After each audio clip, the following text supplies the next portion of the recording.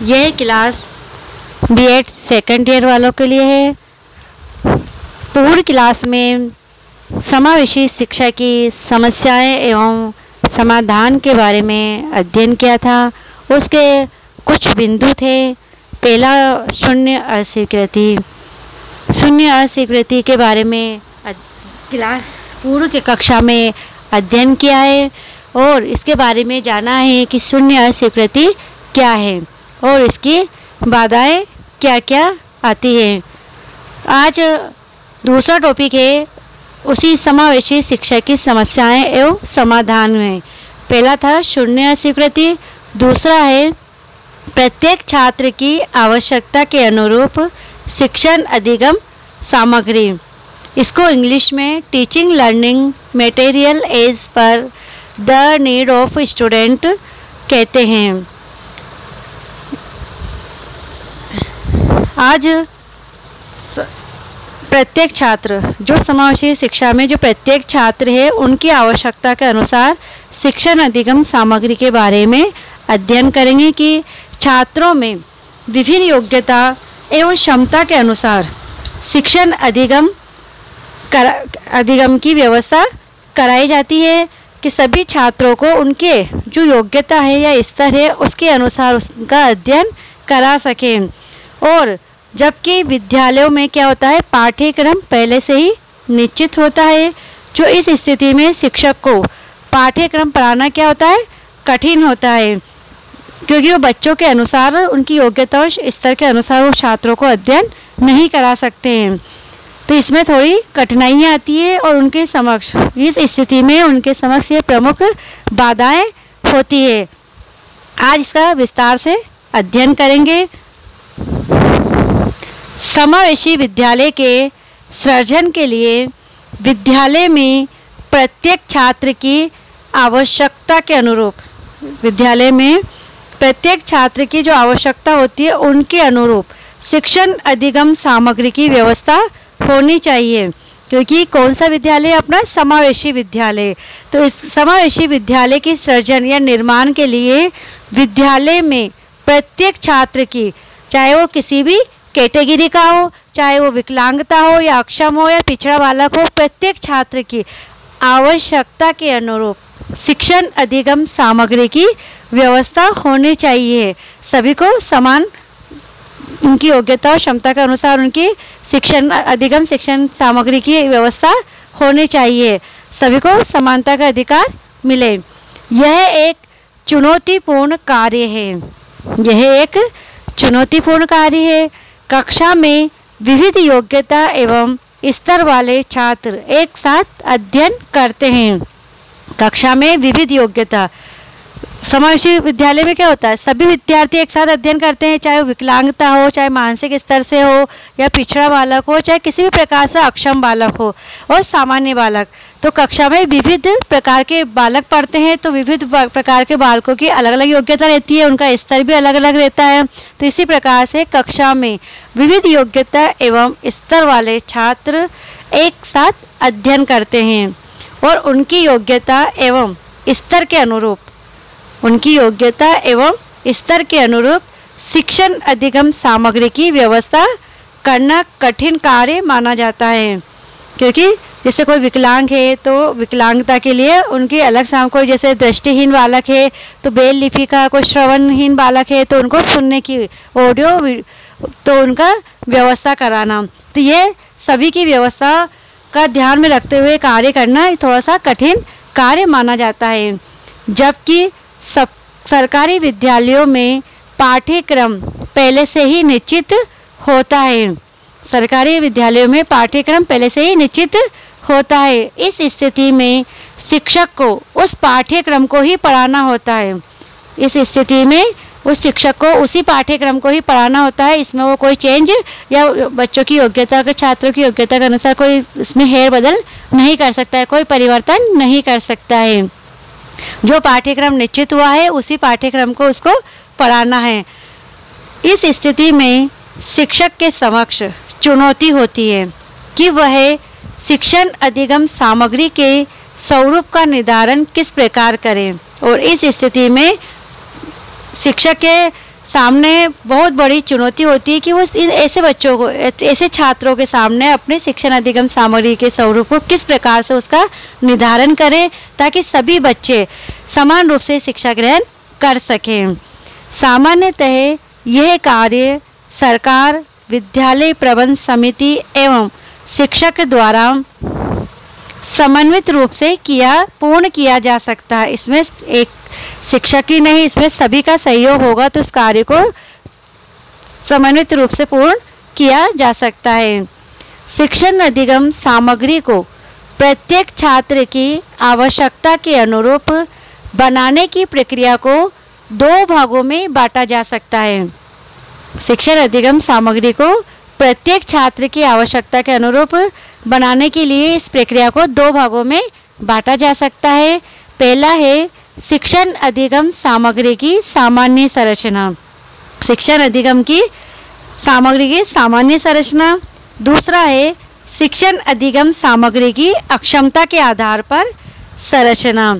इसमें जो बालक पहले में है शिक्षण अधिगम सामग्री, तो पहला बिंदु है अपना शिक्षण अधिगम सामग्री की सामान्य संरचना, general structure of teaching learning material, इसको इंग्लिश में। शिक्षण अधिगम सामग्री की सामान्य संरचना से आशय उस संरचना से है जिसमें उसकी उन विशेषताओं को सम्मिलित किया जाता है जो कि सामान्य, अक्षम एवं अपवंचित छात्रों के लिए उपयोगी सिद्ध होती है। शिक्षण अधिगम सामग्री की सामान्य संरचना से क्या आशय है कि उस संरचना से जिसमें की उन विशेषताओं की, जिसमें उसकी उन विशेषताओं को सम्मिलित किया जाता है जो कि सामान्य है या अक्षम है। किस प्रकार से अक्षम है, भाई वो श्रवण बाधित है, या किस प्रकार से दृष्टि बाधित है, श्रवण दृश्य किस प्रकार से वो अक्षम है एवं अपवंचित है, तो ऐसे छात्रों के लिए उपयोगी सिद्ध होती है। इसका वर्णन निम्नलिखित रूप में किया जा सकता है। पहला है रुचिपूर्ण शिक्षण, इनका वर्णन निम्नलिखित रूप में किया जा सकता है। इसमें पहला है रुचिपूर्ण शिक्षण अधिगम सामग्री। रुचिपूर्ण शिक्षण अधिगम सामग्री का निर्माण करते समय ये ध्यान रखना चाहिए कि यह वह सभी छात्रों के लिए रुचिपूर्ण हो, जिससे कि कक्षा के सभी छात्र उसमें अपनी रुचि प्रकट कर सके। जैसे कि गणितीय आकृति या गणित का टॉपिक पढ़ाने के लिए अगर आकृति का टॉपिक आए तो उसमें जैसे गत्ते पर त्रिभुज, वृत्त, आयत एवं चतुर्भुज आदि आकार को काटकर अगर उनके सामने प्रस्तुत किया जाए तो इससे कि वो व्यक्तिगत रूप से उन आकृतियों को देखेंगे तो इससे वो इसमें सभी छात्रों की रुचि उत्पन्न होगी और वो अच्छे प्रत्यक्ष रूप से उसके समझ पाएंगे, तो ज्ञान भी स्थायी होगा और शिक्षण प्रभावी बन सकता है। क्योंकि उसमें जिसमें छात्र रुचि लेते हैं तो वो लगन से रुचि से पढ़ेंगे, तो शिक्षण अधिगम सामग्री का अत्यधिक उपयोग और शिक्षण अधिगम प्रभावी बन सकता है। दूसरा है आकर्षक शिक्षण अधिगम सामग्री। इसमें शिक्षण अधिगम सामग्री का अगर स्वरूप आकर्षक होगा, जैसे कि विविध आकृतियों का प्रयोग करके तथा रंगों का प्रयोग करके उसे प्रदर्शित करते हैं। जैसे जिस प्रकार से उत्तर प्रदेश के मानचित्र पर अगर गेहूं या चावल की फसलों का प्रदर्शित करना है या कपास की खेती को दिखाना है तो इनके पौधे भी दिखा सकते हैं। अगर पौधे नहीं मिले तो डायरेक्ट इनको गेहूं, चावल और कपास को चिपका कर भी इनको दिखाया जा सकता है, जिससे भी छात्रों का ध्यान समान रूप से आकर्षित होगा। अगला है उपयोगी शिक्षण अधिगम सामग्री। अगर शिक्षण अधिगम सामग्री का स्वरूप उपयोगी होगा, वह किसी न किसी रूप में यह अनुभव कराती है कि वह छात्रों के लिए उपयोगी है। जैसे कि एक हिंदी शिक्षक द्वारा हिंदी का हिंदी शिक्षक द्वारा अगर शिक्षण अभ्यास प्रक्रिया में छात्रों को अगर विषय वस्तु के पेपर बांटे जाते हैं जिसमें कि दृष्टिबाधित बच्चे देख नहीं सकते हैं, उन छात्रों के लिए विषय वस्तु का अगर प्रिंट बड़ा होगा तो निश्चित रूप से दृष्टिबाधित छात्रों को ये अच्छा लगेगा और यह उनके लिए उपयोगी भी होगा। तो इस प्रकार से शिक्षण अधिगम सामग्री उपयोगी होनी चाहिए जिससे वह सार्थक सिद्ध हो सके। नेक्स्ट, समग्र शिक्षण अधिगम सामग्री। इसके अंतर्गत अगर समग्र इसमें शिक्षण अधिगम सामग्री अगर समग्र अधिगम की होगी तो उसमें वृद्धि होती है। जैसे कि सरसों के पुष्प के भाग, अगर उनके कार्यों का वर्णन करना है तो शिक्षक द्वारा एक ही चार्ट या चित्र या पोस्टर के माध्यम से सभी तथ्यों को समग्रता के साथ प्रस्तुत करना चाहिए। एक ही पोस्टर या चित्र में उसमें सब संपूर्ण, जैसे सरसों के पुष्प के भाग बता रहे हैं या उनके कार्यों का वर्णन कर रहे हैं, तो वो सभी एक ही चार्ट या चित्र या पोस्टर के माध्यम से उसमें सभी तथ्यों को समग्रता से प्रस्तुत कर सकते हैं। इसमें वह सारभूत रूप में सरसों के पुष्प के भाग तथा उसके प्रमुख कार्यों का वर्णन कर सकता है और उनको बच्चों को प्रत्यक्ष वर्णन करके उसको प्रत्यक्ष बता सकता है कि इस प्रकार से ये कलरफुल करके, मतलब उसमें डॉट लगा के या पॉइंटर से उनको चार्ट या पोस्टर के माध्यम से उनमें समझा सकते हैं। तो अधिगम, इस प्रकार से शिक्षण अधिगम सामग्री को महत्वपूर्ण माना जाता है। नेक्स्ट है 5वां, नवीन शिक्षण अधिगम सामग्री। शिक्षण अधिगम सामग्री में नवीनता होनी चाहिए। एक बार शिक्षण अधिगम सामग्री अगर तैयार होने के बाद उसकी अगर समीक्षा की जाए या उस सामग्री को दीर्घ समय तक उपयोग में लाया जाता है जबकि यह अनुचित होता है। उन आवश्यक सुझावों से अगर इसमें नवीनता आती है तो अधिक से अधिक, अगर कोई पुरानी विचारधारा या कोई पुरानी सामग्री चल रही है, जैसे उसमें कोई इसमें यार ये सामग्री में ये सुविधा हो जाए, अगर इससे ये अच्छा हो जाए तो उसमें अगर सुझावों का समावेश किया जाए तो वो उसमें उन आवश्यक सुझावों से इसमें नवीनता आती है और अधिक से अधिक छात्रों को संतुष्ट करने में समर्थ होती है। छठा है आधुनिक शिक्षण अधिगम सामग्री।